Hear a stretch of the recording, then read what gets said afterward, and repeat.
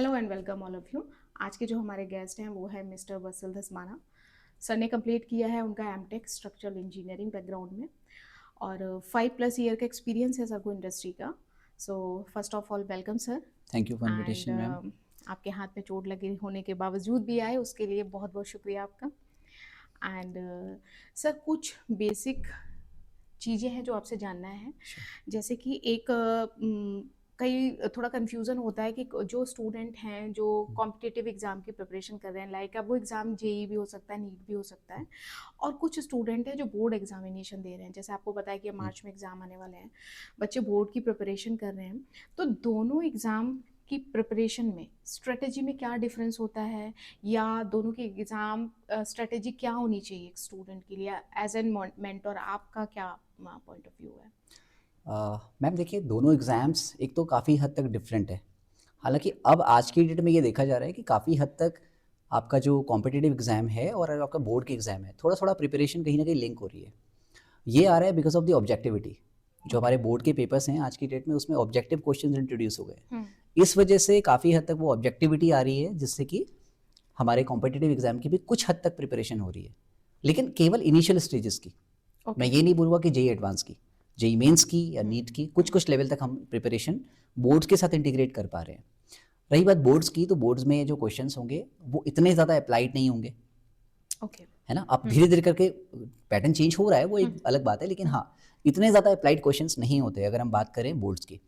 थोड़ा सा जैसे फिजिक्स की अगर मैं बात करूँ पर्सनली, तो फिजिक्स में डेरिवेशंस, थ्योरेटिकल कंसेप्ट्स काफ़ी हद तक जो कि ऑलरेडी हम पढ़ा रहे हैं क्लासेस में, वैसे एज इट इज़ हमको वहाँ पे देने पड़ते हैं। थोड़ा बहुत घुमा के पूछ लेंगे, ये बोर्ड एग्जाम्स में होगा। ओके। लेकिन उस पर्टिकुलर फॉर्मूला का, उस पर्टिकुलर डेरिवेशन के डिफरेंट डिफरेंट मैनिपुलेशंस करके डिफरेंट डिफरेंट रिजल्ट्स वो कॉम्पिटिटिव एग्जाम में पूछे जाते हैं।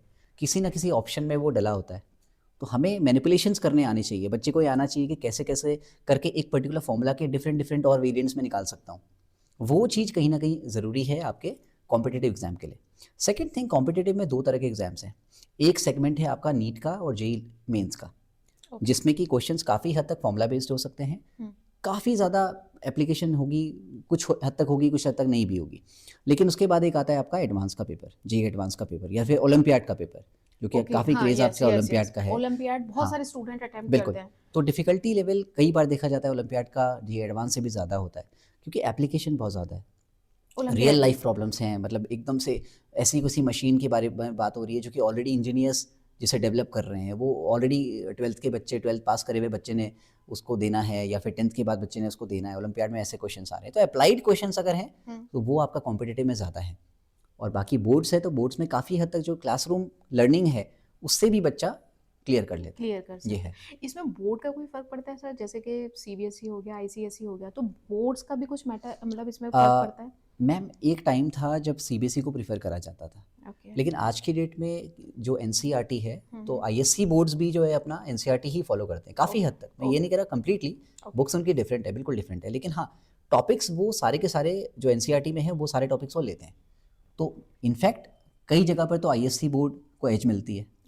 हाँ, स्टेट बोर्ड्स को भी कई बार एज मिलती है। काफ़ी सारे कंसेप्ट हैं जो कि एनसीईआरटी में मिसिंग है, लेकिन कॉम्पिटिटिव एग्जाम में आ रहे हैं, वो अभी भी पूछे जाते हैं। तो वो चीज़ आपके आईएससी बोर्ड की बुक्स में है। तो कई बार हम भी ये रेकमेंड करते हैं, जैसे फिजिक्स है, तो मैं रेकमेंड करता हूँ कि आप आईएससी बोर्ड की नूतन भी पढ़ लीजिए, कुछ क्वेश्चंस वहाँ से आप ले लीजिए, कुछ कंसेप्ट्स हैं, कुछ फिगर्स हैं, कुछ ग्राफ्स हैं, कुछ डायग्राम्स हैं जो उन बुक्स में अवेलेबल हैं, तो वहाँ से आप पिक कर लो। कुछ एनसीईआरटी में है, एनसीईआरटी तो खैर मिस करनी ही नहीं है, वो वो तो तो करनी मतलब है, वो पूरा तो हमें बिल्कुल बाय है, डिफॉल्ट करना ही बिल्कुल। वो तो करना ही। आप बाइबल की तरह लेके चलिए उसे, तो वो तो करनी ही करनी है। सेकंड थिंग है, आप किसी स्टेट बोर्ड की बुक्स है, कई बार किसी स्टेट बोर्ड की बुक्स में बहुत अच्छा है, साउथ इंडिया के कुछ स्टेट बोर्ड्स हैं उनकी बुक्स बहुत अच्छी है।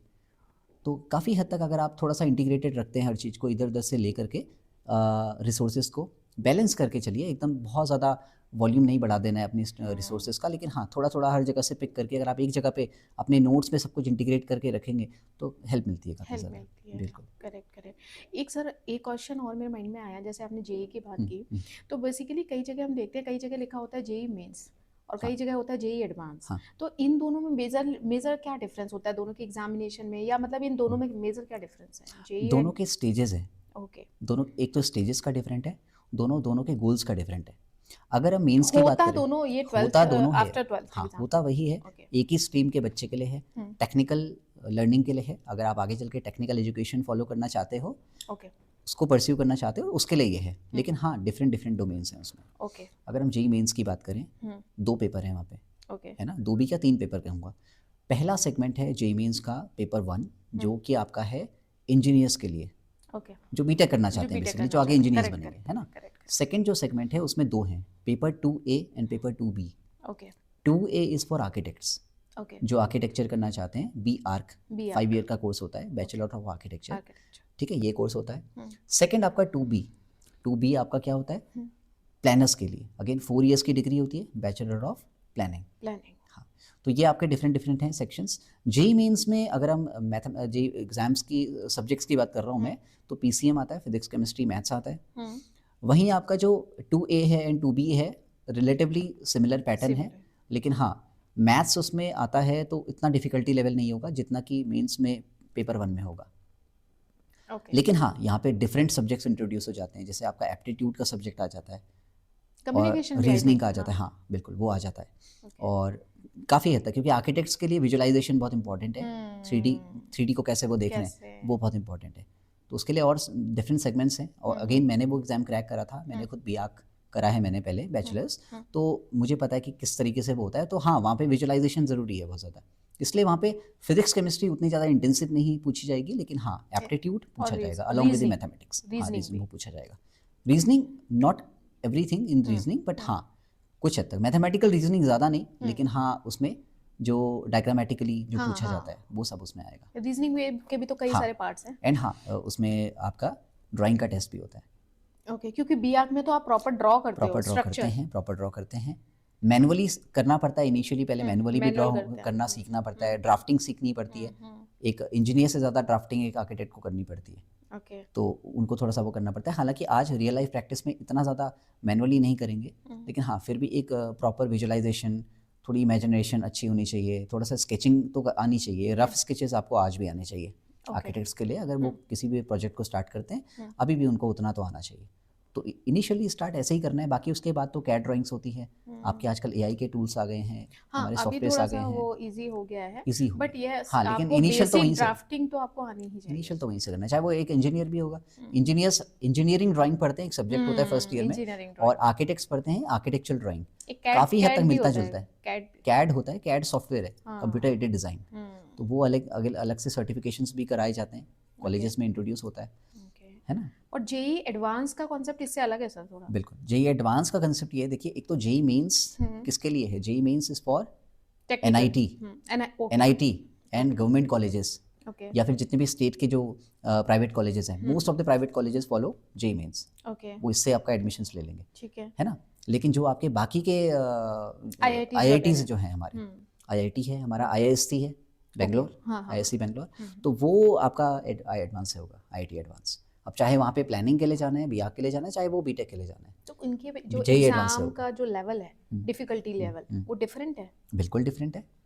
सेकंड थिंग ये है कि एडवांस में क्वेश्चंस होंगे अप्लाइड, ओके बिल्कुल उसमें ज़्यादा अप्लाइड होंगे क्वेश्चंस, उसमें हार्डली कोई क्वेश्चन होगा जो कि सिंपल फॉर्मूला से हो रहा होगा। कोई क्वेश्चन होते हैं, बिल्कुल होते हैं उसमें भी, लेकिन फिर भी काफ़ी हद तक मैनिपुलेशंस करने पड़ते हैं, फॉर्मूलाज थोड़े चेंज करने पड़ते हैं, कंसेप्ट अप्लाई करने पड़ते हैं, फिगर्स को थोड़ा सा ट्विस्ट करा के पूछ लिया जाता है, तो वो एडवांस में है। सेम थिंग विद ओलंपियाड और एडवांस का सिलेबस काफ़ी हद तक मिलता जुलता है। ओके हाँ, एक और सर इसमें टर्मिनोलॉजी होता है नीट, तो जेई और नीट, ये क्योंकि नीट भी अगेन कॉम्पिटिटिव एग्जाम है, तो इन दोनों में डिफरेंस क्या है? डिफरेंस अगेन वही, एक तो गोल्स का डिफरेंस है, सेकंड थिंग सब्जेक्ट्स का डिफरेंस है। तो जेई तो है टेक्निकल के लिए, मेडिकल के लिए अगर हम देखें तो वो नीट है, मेडिकल प्रोफेशन, अगेन उसमें आपका एमबीबीएस आ जाता है, आपका बीवीएससी आ जाता है, वेटरनरी साइंस आ जाता है जिसमें एनिमल डॉक्टर्स बनते हैं जो, फिर आपका होम्योपैथी आ जाता है, आयुर्वेदिक आ जाता है, डेंटिस्ट अगर बनते हैं बीडीएस आ जाता है, ये सारे आपके नीट के थ्रू होंगे। नीट के थ्रू इसके लिए 12th में आई थिंक आपको साइंस होना चाहिए। आज अभी के लिए अगर देखें तो एलिजिबिलिटी में थोड़ा सा रिलैक्सेशन है, अगर आपकी बायोलॉजी नहीं है तब भी आप नीट लिख सकते हैं। अच्छा, हाँ बिल्कुल, आप नीट तब भी लिख सकते हैं होने के साथ साथ। ओके, बिल्कुल आप नीट लिख सकते हैं, आप एलिजिबल हैं। लेकिन हाँ ये है कि अटेम्प्ट्स उसमें अभी कोई ऐसा नहीं है, एज क्राइटेरिया अटेम्प्ट्स का उसमें नहीं है, नीट में अटेम्प्ट्स का क्राइटेरिया नहीं है। इस तरफ है, जेई में है। एडवांस में आप लगातार में 2 ही अटेम्प्ट्स दे सकते हैं, आपने एक इस साल दिया, एक आपने अगले साल दिया, बस। बस इससे ज़्यादा अटेम्प्ट्स आप लगातार, दिस अच्छा, should be consecutive, consecutive 2 consecutive attempts, हाँ, गैप नहीं कर सकते आप। और अगर मान लो किसी ने कॉन्जिक्यूटिव 2 अटेम्प्ट्स दिए, हाँ, उसके बाद भी अगर उसका प्रॉपर सिलेक्शन नहीं होता, तो क्या वो फिर ड्रॉप करके उसको प्रिपेयर कर सकता है या फिर मतलब ऑप्शन ही नहीं है? देखिए मेंस में कहीं न कहीं उसने रैंक एक उसका होगा। हुँ, एक मेंस की रैंक अलग होती है। हुँ, मेंस के अगेन 2 बार पेपर होते हैं। हुँ, एक पेपर होता है उसका जनवरी में, हुँ, एक होता है अप्रैल में। ओके, तो आपने हो सकता है कि जनवरी में अच्छी रैंक लाके सिक्योर कर लिया, ठीक है। अप्रैल में आप अटेम्प्ट मिस कर सकते हो, आप हुँ, सीधे एडवांस की तैयारी करो। 1.5-2 महीने का और हाँ, तैयारी का टाइम मिल जाएगा, आप सीधे एडवांस का पेपर दो। आपको लगता है कि दोबारा से देना है तो दोबारा से, हाँ, आपको दोबारा फ़ी भरनी पड़ती है, दोबारा फॉर्म होता है, उसके लिए फिलिंग होती है, एप्लीकेशन होता है। और वो तो नेक्स्ट अप्रैल ईयर ही दोबारा से होगा दो। फिर? नेक्स्ट ईयर नहीं चलेगा, वो आपको हर साल देना पड़ेगा। ओके, ओके, ओके, बिल्कुल। ओके। तो यही बात है, आप मेंस का पेपर दोगे तो एक रैंक तो सिक्योर आपने कर ली वहाँ पे। आपने देखा कि भई मेरा गवर्नमेंट कॉलेज सिक्योर हो गया, मेरा एनआईटी सिक्योर हो गया। अब मुझे हुँ, आईआईटी के लिए जाना है। आईआईटी हो गया तो ठीक है, नहीं तो आप काउंसलिंग में अपना नाम देके हुँ, आपका जो मेंस का रैंक है उसके बेसिस पे आप एडमिशन तो आपको मिल ही जाएगा आपको। एडमिशन मिल इट जाएगा। डिपेंड्स आपको रैंक, आपको ब्रांच कौन-सी चाहिए। जैसे हुँ, आजकल सीएस का बहुत क्रेज़ हुँ, है ना? सीएस का क्रेज़ है, उसके साथ इंटीग्रेटेड है तो रोबोटिक्स हो गया, एआई हो गया, ये सब, साइबर सिक्योरिटी, ये सब हुँ, का बड़ा क्रेज़ है आजकल बच्चों में। तो उसकी हुँ, रैंक बहुत, कट ऑफ बहुत हाई जाता है उसका। तो हुँ, मैक्सिमम कट ऑफ आजकल सीएस का जाता है। बट इसके अलावा और भी हमारी ब्रांचेस हैं, कोर ब्रांचेस हैं, मैकेनिकल है, सिविल है। सबसे पहले कोर ब्रांचेस में तो सिविल ही आता है। सिविल, हुँ। मैकेनिकल, और ये इलेक्ट्रिकल, अभी भी इलेक्ट्रॉनिक्स, ट्रेंड में है, मतलब ये सीएस का जो मैं ये, बता रही हूँ, हाँ। सीएस और मैकेनिकल तो जब मैंने हुँ, एग्ज़ाम हुँ, दिया था, हुँ, हुँ। जब मैं बीटेक और एमटेक वाले फेज़ में ओके, एंटर किया था मैंने, तब भी सीएस फर्स्ट हाँ, प्रायोरिटी था हुँ, लोगों की। और जैसे मैंने सीएस लिया और हुँ, इवन गेट का जब एग्ज़ाम मैंने हुँ, क्वालिफाइड किया, तो गेट के बाद भी एमटेक के लिए मतलब सीएस आईटी की प्रायोरिटी ज़्यादा थी। हुँ। उसके बाद देखो सिविल हो गया, मैकेनिक, और सिविल हो ट्रेंड गया, में भी मैकेनिकल हो गया। आजकल आज भी यही सब्जेक्ट हुँ, हैं जो बच्चे मतलब मोस्टली हाँ, जिनका कट ऑफ थोड़ा हाई जा रहा है। कट ऑफ हाई जाता है। और प्लस दूसरा कि कॉलेजेस आपको आपकी रैंक के हिसाब से कौन-सा मिल रहा है, वो भी कौन-सा मिल एक रहा है, बहुत वो भी बहुत एक बात है। बहुत जैसे इम्पोर्टेंट आईआईटी है। बॉम्बे बेस्ट माना जाता है, हाँ। आप अगर सीएस के लिए देख रहे हैं तो, है ना? ये चीज़ होती है। फिर अगेन चीज़ सीएस में ये है कि एक तो आप सीएस को हर जगह इंटीग्रेट कर सकते हैं। हुँ, आप मैकेनिकल में देख रहे हैं, सिविल में हुँ, देख रहे हैं, हुँ। जितनी भी हमारी ड्राइंग्स बन रही हैं, सब कुछ हो रहा है तो सीएस इंटीग्रेटेड है।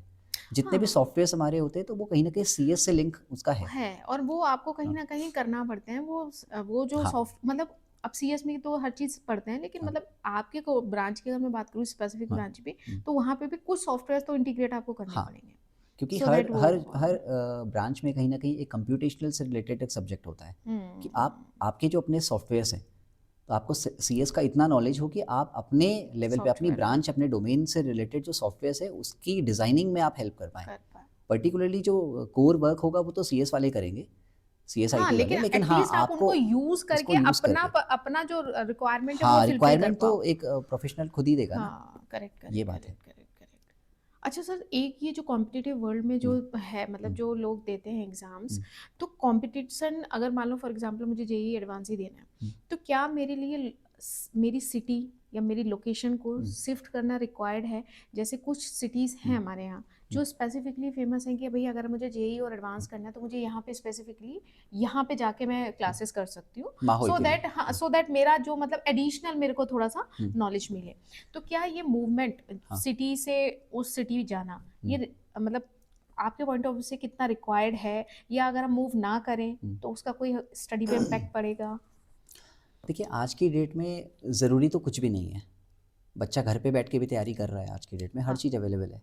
तो ज़रूरी आज तो बिल्कुल नहीं है। हाँ, एक टाइम था जब हाँ, माहौल के लिए, उस एनवायरनमेंट के लिए बच्चे को जाना होता था। एक माइंडसेट था ना, हाँ, मुझे जेईई करना है मतलब मुझे यहाँ जाना है। हाँ, जैसे दैट मेनली कोटा है या हाँ, सीकर है, इन जगहों पे जाने का थोड़ा-सा रहता था हुँ, क्रेज़। हुँ, लेकिन हाँ, आज की डेट में ये देखा जा रहा है कि बच्चों में टॉलरेंस लेवल इतना ज़्यादा नहीं है। हाँ, अगर हम ये तो देखें कि है। बच्चा कोटा जा रहा है, हो सकता है वो मतलब थोड़ा होम सिकनेस उसका थोड़ा-सा एक रहता है कि मम्मी है, पापा है, काफ़ी लगाव भी नहीं, है, अब हो सकता है नहीं होमली रह पा रहा है, एनवायरनमेंट तो कहीं न कहीं होमली मिसिंग है, एनवायरनमेंट नहीं मिल पाता है। मिसिंग है। तो उससे तो बेटर है कि बच्चा घर पे तैयारी कर ले, हुँ, उससे तो बेटर है, हुँ, सब कुछ अवेलेबल है। सेकंड थिंग, एनवायरनमेंट आज की डेट में हर जगह ऑलमोस्ट मिल जाता है। हाँ, बिल्कुल अगर कोई पिछड़े गाँव से है, कहीं पे है या किसी बहुत छोटी सिटी से है जहाँ पे सेंटर्स हैं नहीं, कोचिंग सेंटर्स नहीं है। हुँ, मैं पर्टिकुलरली कोचिंग सेंटर्स के लिए नहीं कह रहा हूँ, मैं एक माहौल की बात कर रहा हूँ कि हो सकता है माहौल नहीं है वहाँ पे हुँ। या किसी के घर में ही माहौल नहीं है। हाँ, तो आप, कई कई सारी हाँ, जगह पे तो ऐसा आप होता है। हर स्टेट में जहाँ पे भी आप हो, आप ऐसा कर सकते हो कि अपनी स्टेट की जो कैपिटल है आपकी, अपनी हुँ, कैपिटल सिटी में एक बार चले जाओ। थोड़ा एक्सप्लोर कर लो, आपको डेफिनेटली वहाँ मिल जाएगा। क्योंकि जितने भी अच्छे अच्छे प्लेटफॉर्म्स हैं, कोचिंग्स हैं, अगर आपको रिक्वायरमेंट है, कोचिंग्स की ज़रूरत है, या फिर जो भी एडटेक प्लेटफॉर्म्स हैं, उनके सेंटर्स, इंफॉर्मेशन सेंटर्स, या फिर उनके अपने कोचिंग सेंटर्स, या फिर टेस्ट सीरीज़ के लिए उन्होंने सेंटर्स खोले हैं, तो कहीं ना कहीं वो कैपिटल सिटी में तो मिल ही जाते हैं। तो नहीं पूरे सर, कोचिंग सेंटर तो बेसिकली ये है कि अगर हमें एक मेंटोर मिल जाता है तो डेफिनेटली उसका फ़र्क तो पड़ता है। डेफिनेटली अगर मैं सेल्फ स्टडी कर रही हूँ और अगर मुझे कोई मेंटोर, कोई गाइड मिलता है जो कि इतने सालों से बच्चों को हाँ गाइड कर रहे गाइड हैं, कर, तो उसका इम्पैक्ट तो डेफिनेटली पड़ता ही हाँ पड़ता है। आपकी स्ट्रेटेजी बिल्कुल किस है, तरीके से वो करना एक है, मिलता है। प्लानिंग, प्लॉट, हाँ तो ये तो कहीं ना कहीं बहुत इंपॉर्टेंट रोल प्ले करता है। कोचिंग सेंटर हम हाँ, बोलते हैं, लेकिन कोचिंग सेंटर से भी ज़्यादा इम्पैक्ट कहीं ना कहीं उस मेंटोर का उस होता है मेंटोर का पड़ता जो है। आपको हम्म, वहाँ पे गाइड करता है हम्म, प्रॉपर कि कैसे कैसे वो हम्म। उसको करना है। कैसे उसे गाइड करना है आज की डेट में, इसीलिए तो ऑनलाइन इतना हाँ ग्रो कर रहा है। हाँ तो कई सारे स्टूडेंट्स हैं, हमारे भी ऑनलाइन कई सारे स्टूडेंट्स हैं जो हमसे पढ़ते भले ही नहीं है, लेकिन हाँ मेंटोरशिप में वो हमसे हेल्प लेते हैं। हाँ, तो करेक्ट। कई लोग ऐसे हैं, इनफैक्ट उनके पेरेंट्स हैं, उनके पेरेंट्स हमसे कई बार गाइडेंस लेते हैं कि कैसे करना है, कैसे आगे मूव करना है इस चीज़ को। ऑनलाइन चाहे वो हमारे सेंटर्स में नहीं आ प्लेटफॉर्म। रहे हैं, या फिर वो हमसे मिले भी नहीं हैं, हाँ, लेकिन करेक्ट। फ़ोन के थ्रू, या फिर हम्म आजकल गूगल मीट के थ्रू है, जूम के थ्रू है, एटलीस्ट कनेक्शंस काउंसलिंग तो हैं। ले ही लेते हैं कि बिल्कुल किस है। तरीके से मतलब हाँ, इस जर्नी में आगे कैसे आगे करना बढ़ना है, है। तो करेक्ट। मेंटोरशिप के लिए तो कहीं से भी आप मेंटोरशिप हो सकती है। हाँ, एक पर्सनल असिस्टेंस है, उसका एक अलग बेनिफिट है, हम्म लेकिन वो भी आप कब तक लोगे? हम्म एग्ज़ाम कल है और आज रात को मुझे कोई बात करनी है टीचर से, ज़रूरी तो नहीं है कि टीचर घर पे आ पाएगा। तो आप फ़ोन कॉल तो है, आप ऑनलाइन उससे कनेक्ट कर सकते हैं, और उसके करेक्ट। थ्रू आप एक ही साथ मल्टीपल लोगों से कनेक्ट कर सकते हैं। तो हम्म वो एक बेनिफिट ऑनलाइन का डेफ़िनेटली है। तो हर सिटी में जहाँ पे भी आप हैं, इंटरनेट अवेलेबल अगर है आपके पास, तो आप कनेक्शन कर सकते हैं, आपको एनवायरनमेंट मिल सकता है, ये है। ऑनलाइन प्लेटफॉर्म ने खैर बहुत बड़ा रोल प्ले किया है, बिल्कुल, क्योंकि बिल्कुल। जो बच्चे मूव कर रहे थे हुँ, उससे मतलब उससे हटके हाँ, जो ऑनलाइन प्लेटफॉर्म पे ये लोग हुँ, मतलब खुद आए हैं, खुद आए जो हैं, खुद आए वो हैं। से बहुत मतलब हुँ, रिलैक्सेशन मिला है हुँ, एज एन पेरेंट्स भी हुँ, देखा जाए और स्टूडेंट के पॉइंट ऑफ व्यू हाँ, से। अब उसको मूव करने की जरूरत नहीं है, वो कनेक्ट कर पा रहा है। हाँ, अगर वो थोड़ा सा डिसिप्लिन में रह के कर रहा हाँ, है, क्योंकि देखो हुँ, ऑनलाइन ऑफलाइन में फर्क तो है हुँ, डेफिनेटली, लेकिन अगर बच्चा मेरा डिसिप्लिन है तो वो ऑनलाइन प्लेटफॉर्म का बहुत ही पॉजिटिवली यूज कर पा रहे पॉज़िटिवली हैं। यूज़ कर सकते हैं। क्योंकि देखिए पढ़ाई है, पढ़ाई कोई बहुत रिगरस ट्रेनिंग नहीं करनी पड़ती है। ये कोई हाँ ऐसा ट्रेनिंग नहीं है कि आपको घर से बाहर जाके ही हो पाएगा, या कहीं न हाँ कहीं जाके। हाँ, कुछ बच्चे ऐसे होते हैं, घर पे बिल्कुल माहौल नहीं है, तो उन्हें कोटा ही जाना है या किसी सिटी में ही जाके ही पढ़ाई करनी है, ऐसा होता है। लेकिन पढ़ाई अगेन मैं कह रहा हूँ कि इतना रिगरस नहीं है ये। ये बहुत, इसको बहुत लाइटली आप लेके काम कर सकते हो। आप कहीं पे भी हैं, आराम से आप डिसिप्लिन, हाँ, ये डिसिप्लिन तो बहुत ज़रूरी है। ऐसा नहीं कि आपने फ़ोन खोला पढ़ने के लिए, लेकिन आप रील देखने लग गए। हाँ, तो वो एक कहीं न कहीं डम स्क्रॉलिंग करने लगते हैं बच्चे, रील्स देखने लग जाते हैं, वो एक अलग बात है। तो एटलीस्ट उससे तो बचना है। वो चीज़ आपको कोचिंग में भी मिल सकती है। पता चल रहा है आगे लेक्चर चल रहा है, आपने फ़ोन छुपा के रख लिया, वहाँ ये पे तो भी खुद आप से आएगा डिसिप्लिन सर, नहीं है। तो ये तो खुद डिसिप्लिन से जिससे आएगा। नहीं है, तो वो तो कहीं पे भी नहीं कर पाएगा ना। लेकिन हाँ, अगर आप घर पे हैं, डेफ़िनेटली गाइडेंस अपने पेरेंट्स से ले रहे हैं, और कई सारे पेरेंट्स तो खुद टीचर्स हैं, करेक्ट। तो अपने सब्जेक्ट्स के टीचर्स हैं, तो वो तो देख ही सकते हैं अपने चाइल्ड को, एक तरीके से गाइड कर सकते हैं। तो घर पे रह के भी बच्चा कर सकता है। हाँ, एक चीज़ थोड़ा-सा रहती है कि बच्चा टेस्ट सीरीज़ वगैरह जॉइन कर ले, हाँ जो मैं आज मानता हूँ कि मैंडेटरी जो मुझे लगता है। मैं बिल्कुल भी ये नहीं कहूँगा कि क्लासरूम टीचिंग ही ज़रूरी है उसको, ऑनलाइन ज़रूरी है, ऑफलाइन ज़रूरी है, ऐसा कुछ नहीं, कोई चीज़ ज़रूरी नहीं है। लेकिन हाँ, मैं मानता हूँ कि टेस्ट ज़रूरी है, क्योंकि बच्चा प्रैक्टिस करे, टेस्ट ज़रूर लगाए, वो एक इम्पॉर्टेंट चीज़ है आज की डेट में। ओके सर, नेक्स्ट एक क्वेश्चन मेरा था ये कि अगर मैं बात करूँ ऑनलाइन प्लेटफॉर्म्स की, हुँ, बहुत सारे ऑनलाइन प्लेटफॉर्म्स हैं जो हमें कंटेंट मिल रहा है स्टूडेंट को हुँ, प्रिपरेशन पॉइंट ऑफ व्यू से, और बहुत अच्छा कंटेंट भी मिल रहा है, ऐसा नहीं है। फ्री ऑफ कॉस्ट भी बहुत अच्छा कंटेंट अवेलेबल हुँ, है। उसका वेरिएशन हो सकता है, लेक्चर फॉर्मेट में है, पीडीएफ फॉर्मेट में है, टेस्ट सीरीज के फॉर्मेट में, हर डिफरेंट डिफरेंट फॉर्मेट में है। हुँ, आप उतने ह्यूज अमाउंट ऑफ डेटा जो है, जो हुँ। डेटा का वॉल्यूम इतना ज़्यादा है, उसमें से क्वालिटी डेटा का सिलेक्शन एक स्टूडेंट कैसे करे? उसके लिए कौन कौन से पॉइंट्स को वो माइंड में रखे कि भाई मेरे पास इतना वॉल्यूम ऑफ डेटा है जो कि मैं प्रोसेस नहीं कर सकता, हुँ। ठीक है, तो इसमें से मुझे पिक आउट करना है क्वालिटी डेटा। तो उसके लिए वो कौन से पॉइंट्स हैं जो माइंड में रखे जब वो डेटा को पिक कर रहा है? देखिए, वो एक तो प्रोसेस कर नहीं सकता, हम्म और प्रोसेस करना भी नहीं है, क्योंकि आप देखेंगे डेटा में रिपीटिशन बहुत ज़्यादा होगा।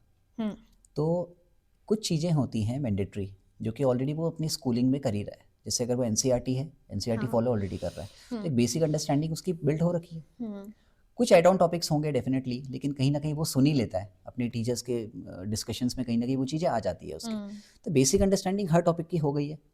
उसके बाद वो क्या करेगा, पर्टिकुलर उस बुक पे जाएगा, या फिर अगर मैं बुक की बात करूँ कि अगर वो बुक फॉलो करेगा कोई ना कोई, क्योंकि बुक फॉलो करनी ही चाहिए, ऑफ कोर्स, या तो वो बुक फॉलो करेगा या फिर वो कोई कोचिंग का मटेरियल फॉलो करेगा, है ना, या फिर वो किसी टीचर से पढ़ता है, वो उसको कोई नोट्स प्रोवाइड करते ही होंगे, अगर पढ़ता है तो वो डेफिनेटली कोई ना कोई स्ट्रक्चर इनका होगा जो वो प्रोवाइड बच्चे को कर रहे हैं। वो भी नहीं चाहेंगे कि उसके बाहर बच्चा जाए, बेसिक अंडरस्टैंडिंग के लिए, मतलब थ्योरी के लिए बेसिकली।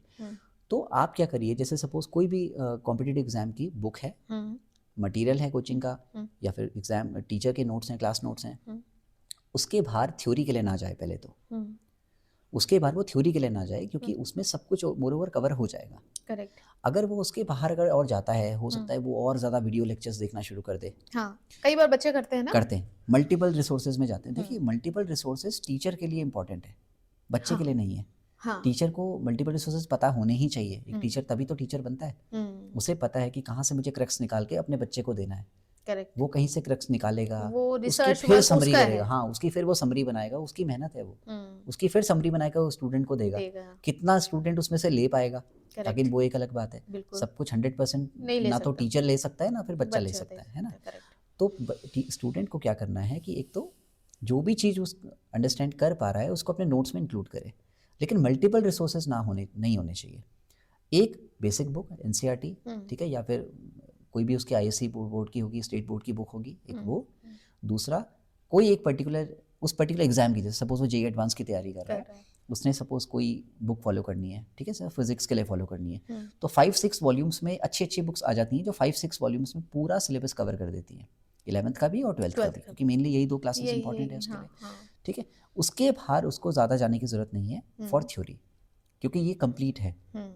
इससे ज़्यादा उसे बहुत ज़्यादा पब्लिकेशंस नहीं पढ़ने पड़ेंगे, क्योंकि सब कुछ में रिपीटिशन उसको मिलने वाला है। हाँ, किसी में फिगर डायग्राम का कलर कुछ और होगा, किसी में ग्राफ थोड़ा अलग ढंग से बना होगा, फिगर अलग ढंग से बना होगा, है ना, लेकिन उससे करना क्या है, वो तो कंसेप्ट तो एक ही है ना, डेटा, वो तो रिप्रेजेंटेशन है कि आप उसे पब्लिकेशन का, कैसा हाँ, अट्रैक्टिव वो तो बना रहे हो। पब्लिकेशन अट्रैक्टिव बना रहा है उसे, टॉपिक तो वही रहेंगे, टॉपिक वही है, बेसिक कंसेप्ट सारे वही हैं, ठीक है, बेसिक भी नहीं है, एडवांस कंसेप्ट भी बिल्कुल वही हैं।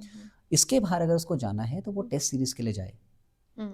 वो टेस्ट सीरीज को में थोड़ा सा एक्सपेरिमेंट कर सकता है, कि सपोज किसी ब्रांड की टेस्ट सीरीज उसने फॉलो कर ली, चलो ये फॉलो कर लिया, इसमें इतने इतने मार्क्स आ गए, फिर दूसरी कोई टेस्ट सीरीज फॉलो कर ली, और इससे भी अच्छा है प्रीवियस ईयर क्वेश्चंस, वो पीवाईक्यूज कर ले। तो सारे प्रीवियस ईयर क्वेश्चन जो पेपर्स होते हैं, अगर उसने पहले वो पेपर्स नहीं करें, पहले क्वेश्चन सॉल्व नहीं करें, तो उन्हीं को वो पेपर फॉर्मेट में कर ले, अपने आप को 3 आवर्स का टाइम दे, उनको सॉल्व कर ले, ये वो कर सकता है।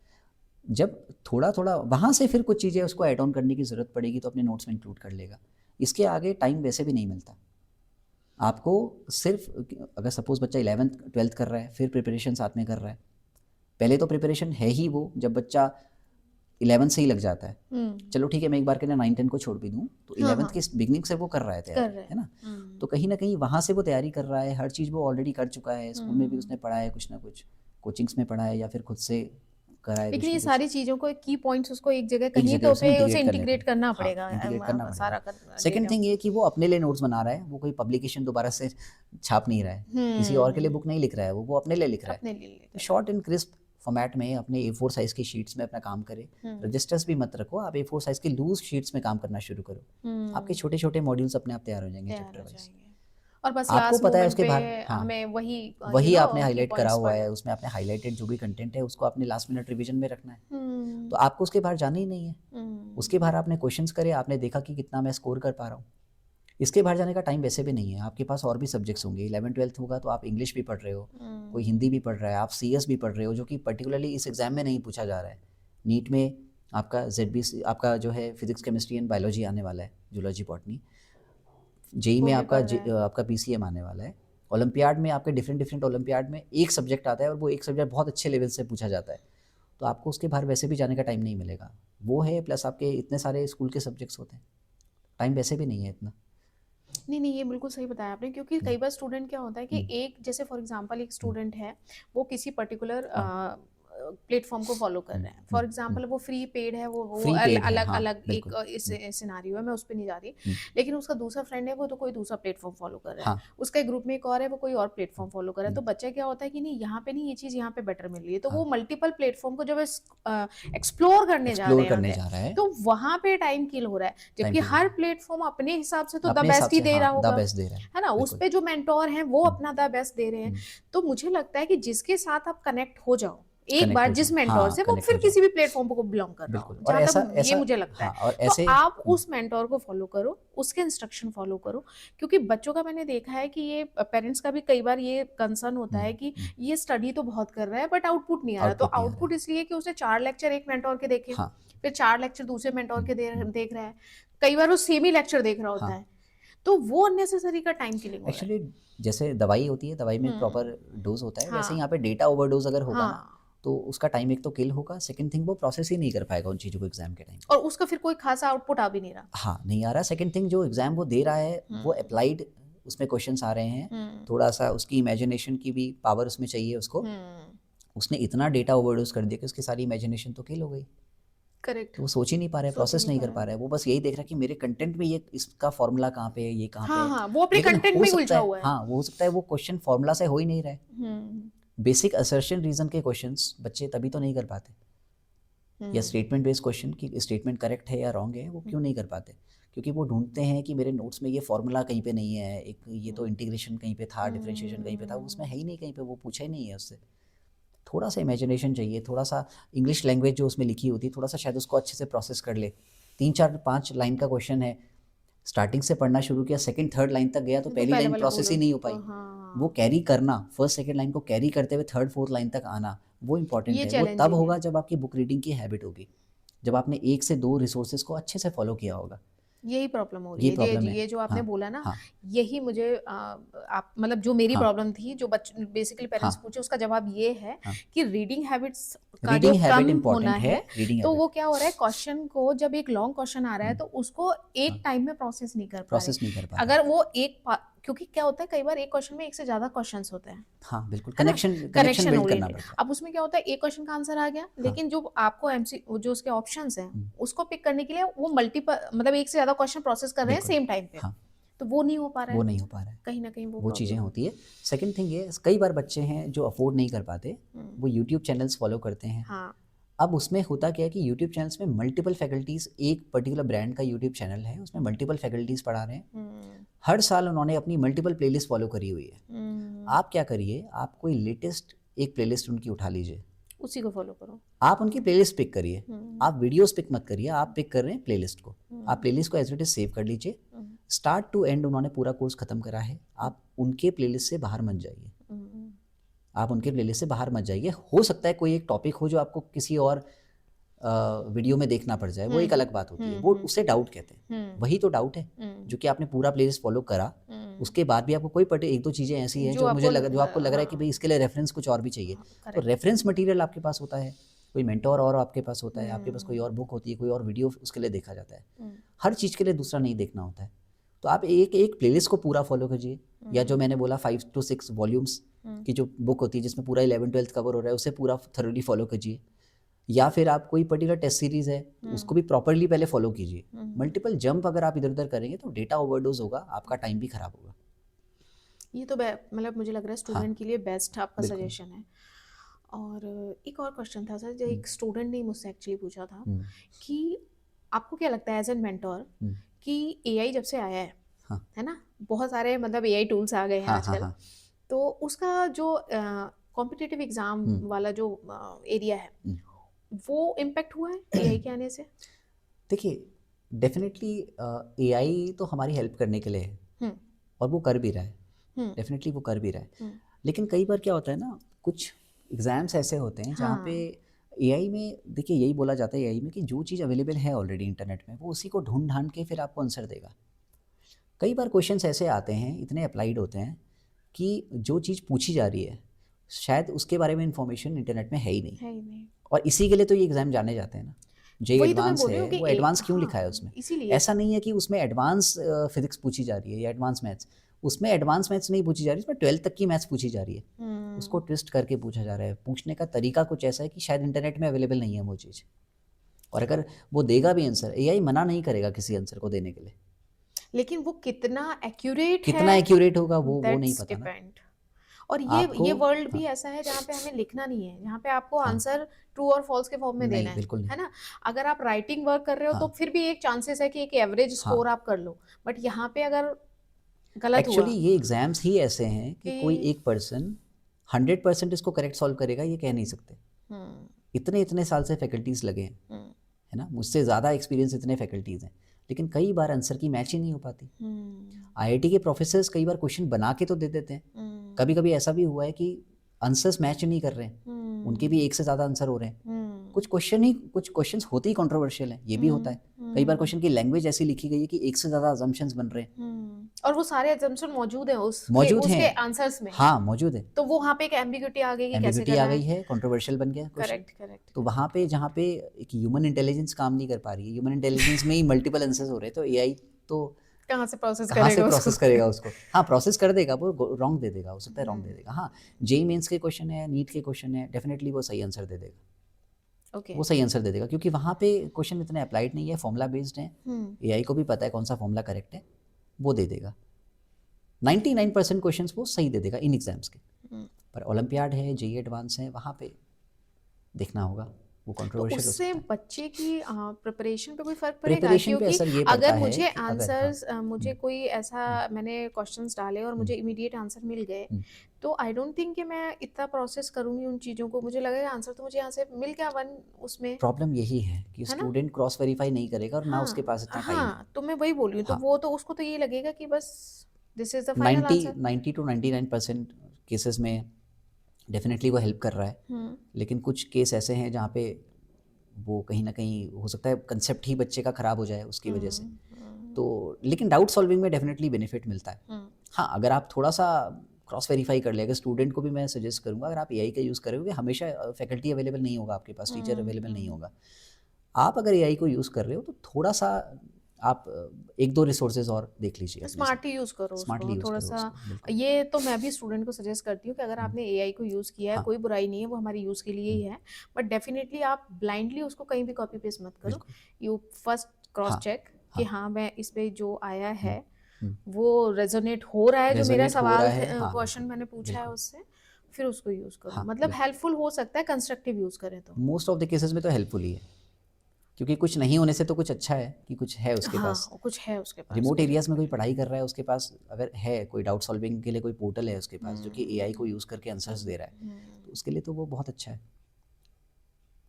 ग्रेट। हुँ, एक क्वेश्चन और था सर, जैसे कि आपने देखा होगा कि ये जो कॉम्पिटिटिव एग्जाम्स हैं, हुँ, इसमें मल्टीपल स्टूडेंट हर साल एग्जाम देते हैं, हुँ, मतलब थाउजेंड्स लैक्स स्टूडेंट पार्टिसिपेट करते हैं, हाँ, फॉर्म्स फिल करते हैं, तैयारी करते हैं, लेकिन जो सिलेक्शन रेशो होता है वो कम ही होता है, हुँ, क्योंकि सीट्स तो नंबर ऑफ लिमिटेड हैं। बिल्कुल।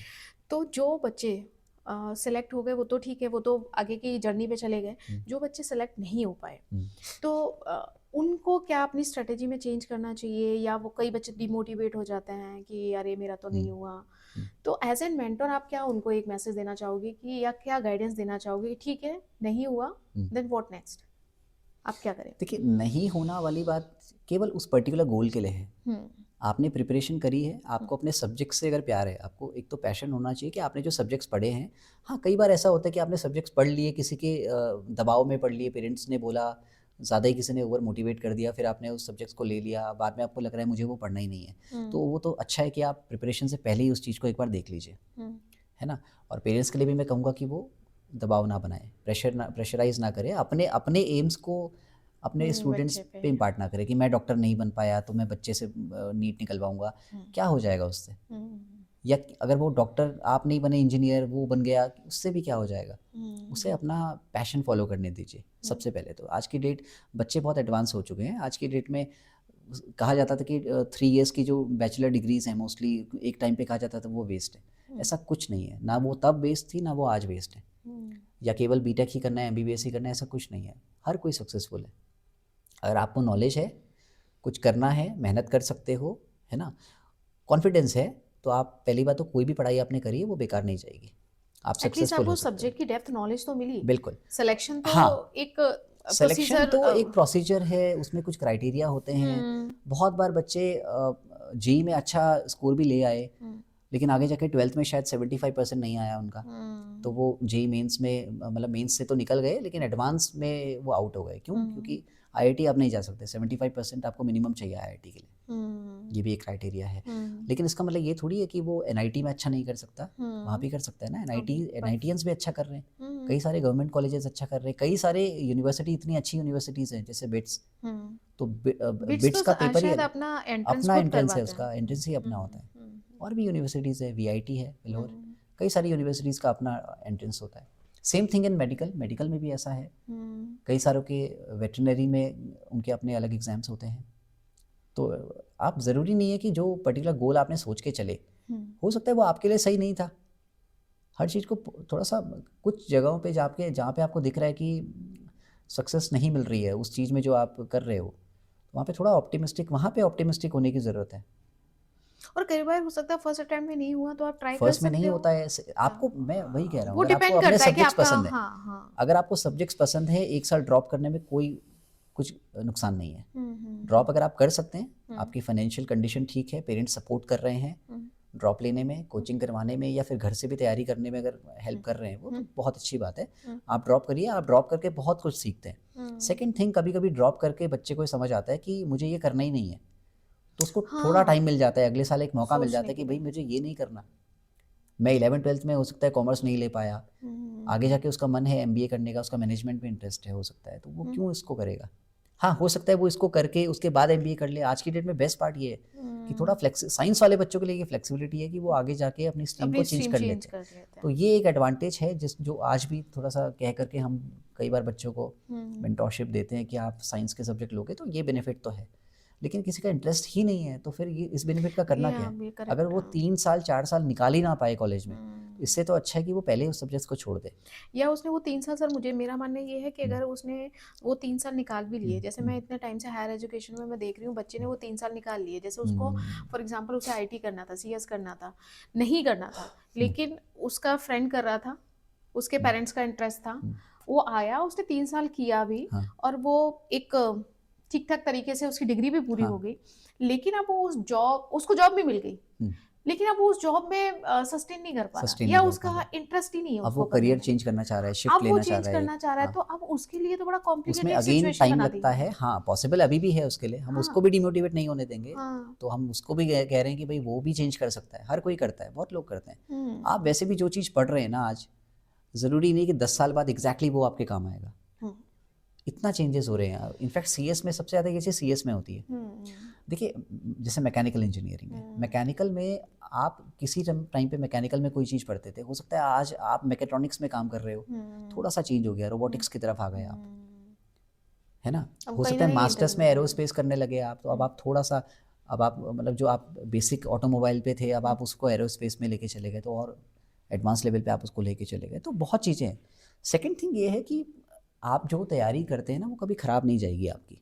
आप सीखते तो हैं ना, नहीं, आप मुझे मेहनत करना लगता है सीख कि रहे हैं। एटलीस्ट आपने हाँ, लर्न तो किया। एग्जैक्टली हाँ, ये अकेला रीज़न नहीं है कि आप इतनी रिग्रेस आप ट्रेनिंग कर रहे हैं। आपको डेफिनेटली ये पहले देखना है कि आपको वो पर्टिकुलर सब्जेक्ट्स आपको पसंद हैं, आप वो करना चाह रहे हो।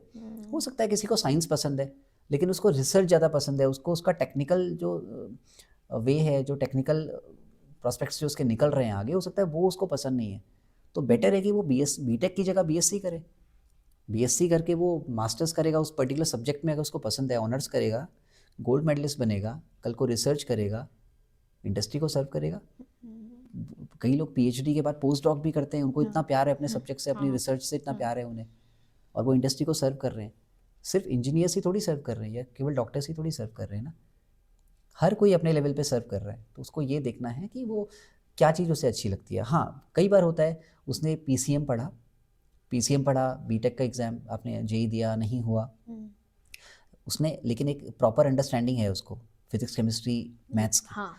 अब उसको चूज़ करना है कि इसमें से क्या उसे पसंद है। मैं तो ये कहूँगा कि एक टाइम था जब आप तीनों सब्जेक्ट लेके बीएससी करते थे, आज की डेट में ज़्यादातर लोग ऑनर्स करते हैं। तो एटलीस्ट आपने इतना उस सब्जेक्ट को पढ़ लिया, आपको पता है कि तीनों में से क्या बेस्ट है आपका, किस में ज़्यादा इंटरेस्ट है। मैं कहूँगा बेस्ट में मत देखिए, आप अपना इंटरेस्ट देखिए।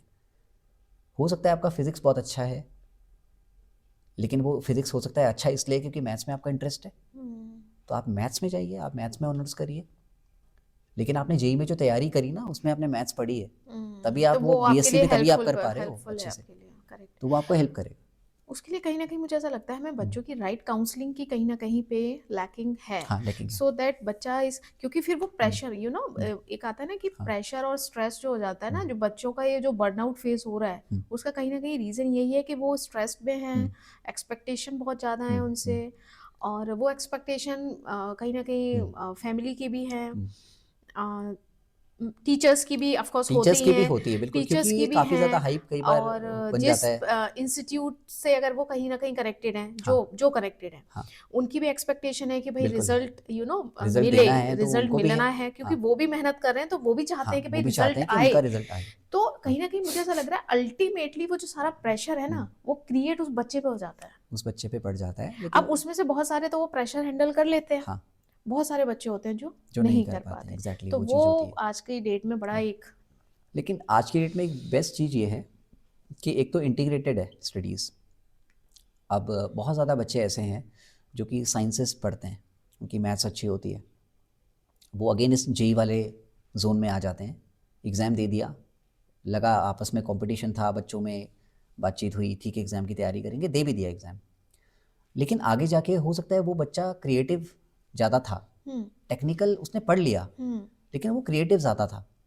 ऐसा बच्चा आगे जाके कई सारी चीज़ें होती है, जैसे अब जैसे आर्किटेक्ट्स हैं हम लोग, आर्किटेक्ट्स होते हैं, स्ट्रक्चरल इंजीनियर्स हैं हम लोग, हमें थोड़ा सा क्रिएटिव अगर बच्चा है तो डेफिनेटली ये इंडस्ट्री को चाहिए, हमारी इंडस्ट्री को ये डेफिनेटली चाहिए। तो हो सकता है कि उसको पेंटिंग पसंद थी, उसको ड्राइंग पसंद थी, स्केचिंग पसंद थी, यहाँ उसके काम आ जाएगी वो चीज़, तो वो इस चीज़ को छोड़े ना। तो एटलीस्ट आपने एक ऐसा जोन, ऐसा फील्ड आपने पकड़ लिया कि आप उस चीज़ को भी लेके आ पा रहे हो, जो आपकी क्रिएटिव आइडियाज़ आपके माइंड में रहते थे। हो सकता है किसी का इंटीरियर डिज़ाइनिंग बहुत अच्छी है, वो चीज़ आपने यहाँ कनेक्ट कर ली, तो आज ऐसा है कि आप एक पर्टिकुलर डोमेन में, एक पर्टिकुलर करियर में मल्टीपल, और जो चीज़ आपके जो चीज़ शायद निकल नहीं पाई उस टाइम पे, किसी ने आपको गाइड नहीं करा या खुद आपको पता नहीं था कि ये चीज़ में मेरा इंटरेस्ट है, आप वो चीज़ कर पा रहे हो। ये चीज़ें हैं। सेकंड थिंग ये है, जैसे कई लोग होते हैं उनको जर्नलिज्म बहुत पसंद है, मास कम्युनिकेशन बहुत पसंद है, लेकिन उन्होंने बीटेक कर लिया, लेकिन आगे जाके हो सकता है आपकी राइटिंग स्किल्स बहुत अच्छी हैं, आप अच्छा बोल पाते हैं, है ना, जैसे आप भी अभी अच्छा बोल पा रहे हैं, तो कहीं ना कहीं कुछ तो स्किल्स होंगी ऐसी, आपने है जो ना। अभी ये सवाल का जवाब दिया ना, हाँ क्रिएटिव थिंकिंग हाँ वाला, ड्राइंग, पेंटिंग, इनडायरेक्टली आपने पता है मेरे को एक हाँ ऐसे सवाल का जवाब दिया ना, हाँ जो थोड़े टाइम बाद मेरे सामने आने वाला था। जैसे कि मैं हाँ अपनी डॉटर की बात करूँ ना, तो कहीं ना कहीं मेरे दिमाग में भी ये था कि अगर मैं इसको आईटी में भेजूंगी, जैसे ओके बीइंग ए मदर, मेरा तो हाँ ये था कि या तो ये आईआईटी जाए या आईटी जाए, हम्म, लेकिन हाँ जितना मैंने अगेन उसको उसी अब जोन में आप तक भी, उसी जोन ऑब्जर्व, में है, ये हाँ बात मैं भी अभी हो उसी रही थी, जोन उसी में जोन हूँ, में आप भी हो। तो मैं, लेकिन अब जितना मुझे ऑब्जर्व करा मैंने उसको, हाँ वो जो आपने अभी बताया ना, हाँ क्रिएटिव माइंड, थिंक डिफरेंट, हाँ स्केचिंग, पेंटिंग, हाँ ड्राइंग, राइटिंग राइटिंग और कम्युनिकेशन, ठीक है, वो उस जोन में द बेस्ट है। हाँ तो अब मुझे नहीं लगता कि मैं उसको बोल सकती हूँ कि भाई तू ये कर ले, आई हाँ थिंक कि वो उस फील्ड से कहीं ना कहीं किसी और फील्ड को कनेक्ट किसी कर और फील्ड लेगी। को कनेक्ट कर लेगी। तो बच्चा आज की डेट में स्मार्ट है एक्चुअली, ये सारे पेरेंट्स के लिए है, आप उस पर इम्पार्ट मत कीजिए कुछ भी, नहीं, आपके मैं लिए तो भी है, दोनों तरीके से समझ कुछ रही नहीं हूँ, करना बीइंग है। अ हाँ पेरेंट भी हाँ एंड बीइंग अ टीचर भी। मैं यहाँ पे जो आपके सामने बैठी हूँ, मेरे हाँ दोनों रोल हैं। हाँ अब मैं हर चीज को दो तरीके पर्सपेक्टिव से देखती हूँ। पहला पर्सपेक्टिव, जब मैं प्रोफेशन हूँ, हाँ उस प्रोफेशन में हूँ, बिल्कुल और दूसरा मेरा पर्सपेक्टिव अब हो गया मदर वाला। अच्छा, बीइंग अ पेरेंट मेरा क्या होगा कि अगर मेरा बच्चा है तो मेरा क्या होगा। अब जैसे मान लो मेरा बच्चा अगर कॉम्पिटिटिव वर्ल्ड में एंटर कर रहा है, तो मेरी भी जो मेंटोर है उसका, उससे मेरी कुछ एक्सपेक्टेशन होंगी बीइंग अ पेरेंट, और वो गलत नहीं है, वो हर पेरेंट की होती है। तो आपको क्या लगता है, पेरेंट्स का है आपसे, टीचर से कुछ एक्सपेक्टेशन होती है अपने कि भाई? देखिए एक्सपेक्टेशंस हैं, लेकिन बस ये है कि सबको सोचने का टाइम देना चाहिए। पेरेंट्स का कई बार ये हो जाता है, ठीक है, मैं क्रिटिसाइज़ नहीं कर रहा, पर मैं जस्ट ये गाइड कर रहा हूँ कि थोड़ा सा टीचर्स को भी सोचने देना का टाइम देना चाहिए कि भाई हो सकता है टीचर भी प्रोसेस कर रहा है, सोच रहा है, समझ रहा है कि उसका स्टूडेंट कहाँ पे सही कर रहा है, कहाँ पे गलत कर रहा है, या क्या उसके लिए सही है। बहुत बार ना तो टीचर को पता होता है, ना ये पेरेंट्स को पता होता है, और ये सच बात है। शायद बच्चे को ही वो बात पता होती है कि उसे क्या करना है, तो थोड़ा सा फ्री छोड़ दें उसे, थोड़ा सा रिलैक्स रहने दें, उस कुछ बातों पे हाँ में हाँ उसकी मिला लें। हो सकता है कि वो क्रिएटिव आइडियाज़ कहीं से कहीं चले जाएंगे, उसको बोलिए कि बेटा जो भी तेरे आइडियाज़ है ना पेपर पे लिख, पेपर पे लिख, पेपर पे ड्रॉ कर। कई बार बच्चा बीटेक करता है लेकिन वो एक राइटर था किसी ज़माने में जो कि निकल के नहीं आ पाया, तो आज वो टेक्निकल राइटिंग कर रहा है, वो टेक्निकल राइटिंग कर रहा है, या फिर अगर उसका जर्नलिज्म में इंटरेस्ट था हो सकता है वो अच्छे पॉडकास्ट ले रहा है, लोगों और से हो बात कर सकता रहा है। है और हो सकता है हाँ, कि उसने अपनी पूरी लाइफ कोडिंग लिखने में गुजार दी हाँ, और अब ये हो जाके सकता है। उसको पता चल अब रहा है जाके उसे कि पता वो चल रहा है, पोइट्री भी बहुत अच्छी लिख सकता पोइट्री है भी बहुत अच्छी लिख और सकता है। बोल भी सकता है। बिल्कुल, वो चीज़ें होती हैं, तो ये सबके लिए है, ये सारे पेरेंट्स के लिए है, आपके लिए भी है हाँ। कि बच्चों को फ्री छोड़िए। सबसे इंपॉर्टेंट चीज़ होती है क्रिएटिविटी। बहुत बार इंटेलिजेंस एक अलग चीज़ है, टेक्निकल जो एक नॉलेज है वो अपनी जगह होता है, लेकिन कई बार अगर आप आइंस्टाइन की बात करेंगे, आप न्यूटन की बात करेंगे, किसी की बात करेंगे, सब क्रिएटिव होते थे, ये बहुत क्रिएटिव होते थे। ये जो खैर इतनी आजकल बुक्स लिखी गई है ना, ये कहीं ना कहीं क्रिएशन है, ये केवल टेक्निकल एक्सपर्टीज़ नहीं है उन लोगों की, ये कहीं ना कहीं उनको फ्री छोड़ा गया, टाइम था उनके पास, सोचने का टाइम था। बहुत बहुत सालों तक न्यूटन ने काम ही नहीं करा, Newton was kind of introvert, कई बार डार्क रूम में रहते थे, उनके भी ऐसे कुछ स्टोरीज़ हैं जितना मुझे पता है। तो नहीं, आज काफ़ी के ज़्यादा टाइम में तो चीज़ें, काफ़ी पेरेंट्स खैर हाँ समझ रहे हैं बच्चों को, बिल्कुल, लेकिन हाँ मतलब अभी भी कुछ है ऐसा सेगमेंट जो अभी भी रिजिड हैं। लेकिन रिजिड है। मुझे लगता है कि मतलब जैसे कि पहले पहले जब हम छोटे थे तब हमारे पेरेंट्स की जो भी था, लेकिन बीइंग अ पेरेंट, जब मैं पेरेंट मतलब अब मैं उस पाथ पे हूँ, तो मुझे ऐसा लगता है कि हर बच्चे का एक एरिया ऑफ इंटरेस्ट होता एरिया है ऑफ इंटरेस्ट होता और है। वो और आपको समझ आ जाता है अगर आप एक्चुअली थोड़ा सा ऑब्जर्व करो अपने हाँ, बच्चे तो को। मेरा ये मानना है कि आज की डेट में एक एरिया ऑफ इंटरेस्ट पहली बात तो नहीं होता है, बच्चे के हाँ, मल्टीपल एरिया ऑफ इंटरेस्ट है। अब वो प्रोफेशन किसको बनाएगा दैट हाँ, डजंट। प्रोफेशन किसको बनाएगा, हो सकता है वो अपनी मल्टीपल स्किल्स को एक जगह पे रख करके कुछ ऐसा करेगा कि वो उसको मोनेटाइज कर लेगा। बच्चे की सक्सेस के लिए रिजिड होइए, बच्चे के करियर के लिए कभी रिजिड मत होइए। बच्चा अपने आप अपना करियर चूज़ कर लेगा, आप बस उसको, हाँ, उसको रिसोर्सेज प्रोवाइड करिए जितना आपसे हो सकता है, बहुत ज़्यादा नहीं करना है। बच्चे से भी अपने रिसोर्सेज के बारे में, अपनी फाइनेंशियल जो डिस्कशन है, एनालिसिस करके कि भाई हम इतना कर सकते हैं, बच्चे से बात करिए, बच्चा कभी भी मना नहीं करेगा। आज की डेट में वो बच्चा नहीं है कि वो बिल्कुल जिद करे कि नहीं मुझे यही करना है, और पैसा वो देख रहा है कि पेरेंट्स के पास नहीं है, ऐसा नहीं है। आज की डेट में बच्चा भी हर बात समझता है, छोटा छोटा बच्चा है, साइंस पढ़ने वाला बच्चा है, लेकिन उस बच्चे को फाइनेंशियल एनालिसिस है, उसको बिजनेस एनालिसिस है, जो कि 80s में 90s में शायद इतनी नहीं थी। साइंस पढ़ रहे तो साइंस ही पढ़ रहा है। आज की डेट में ऐसा नहीं है, बच्चे को बहुत एक्सपोजर मिल चुका है। तो ये आपका मैसेज पेरेंट्स के लिए बहुत सही है। एक बार फिर से बोल दीजिए कि क्या करना चाहिए पेरेंट्स ये को। पेरेंट्स के लिए है कि आप बिल्कुल अपने बच्चों को फ्री छोड़ दीजिए। हाँ, बच्चा गलत संगति में ना जाए, वो चीज़ें डेफिनेटली हैं, वो कुछ तो वॉच एटिकेट्स करना होने चाहिए, वो सब बच्चे के हैं, मैनर्स अच्छे होने चाहिए। बट हाँ, करियर के मामले में बच्चे को आप फ्री छोड़िए, थोड़ा सा बच्चे को टाइम दीजिए। ज़रूरी नहीं है कि 12th के बाद एकदम कॉलेज में जाके एडमिशन लेना है, क्योंकि होता है रिलेटिव्स आते हैं, रिलेटिव पूछ रहे हैं कि अरे तू अभी तक घर पे ही बैठा हुआ है, उसका तो काउंसलिंग में वहाँ ये तो सिलेक्शन, यहाँ प्रेशर लेवल सिलेक्शन, ही अलग है सर। ये अलग प्रेशर लेवल है। देखो, जो बच्चा IIT दिल्ली चला गया, IIT मद्रास चला गया, उसको भी कोई ना कोई आके बोलेगा कि यार वो तो IISc बेंगलोर में है। फिर कंपैरिजन तो उसको भी कोई बोलेगा यार वो तो MIT में है, वो तो हार्वर्ड में है। तो ये सब चलता रहेगा, आपको इसके बारे में नहीं सोचना है ना। कोई अपर लिमिट इसकी कुछ है नहीं, और ज़रूरी नहीं कि वहाँ जाके भी वो सक्सेसफुल है, हो सकता है वो डिप्रेशन में है वहाँ पे, क्योंकि वो करना कुछ और चाह रहा था शायद। Correct. Exactly. Thank you so much sir, आपने इतनी अच्छी नॉलेज शेयर की हमारे साथ। अब ये आपके लिए And, बेनिफिशियल है नहीं है मुझे नहीं पता, बट ये नहीं सच नहीं है, ये आज की डेट नहीं में नहीं, ये पेरेंट्स को मेरे करना है। व्यूअर्स के लिए जितनी बेनिफिशियल है मेरे लिए भी इक्वली उतनी बेनिफिशियल हाँ। है। Thank you so much for coming sir, और नेक्स्ट टाइम बिल्कुल आपको एक बार मैं और अपने आप बुलाना चाहूँगी, सो बिल्कुल दैट हम बिल्कुल। फर्दर जो भी मेरे माइंड से स्किप हो गई हैं चीज़ें हाँ उनको मैं कंटिन्यू कर हाँ, पाऊँ। आई होप अगली बार मेरा हार्ट ठीक बिल्कुल रहे, अगली है ना? बार आपका बिल्कुल। हाथ ठीक रहे। हाँ, so thank you. Thank you so